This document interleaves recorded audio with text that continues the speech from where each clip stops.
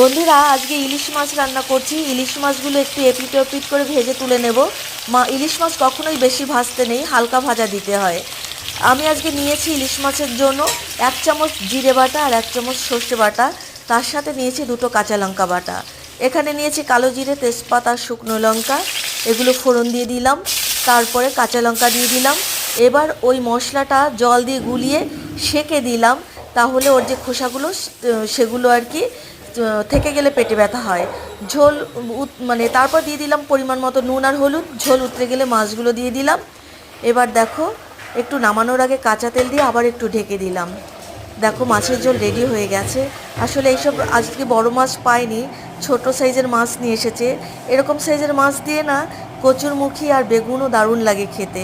তবে আমি ভাবতে পারিনি মাছটা এত ভালো লাগবে খেতে। অসাধারণ লেগেছে। ভালো লেগে থাকলে লাইক, কমেন্ট, শেয়ার করো।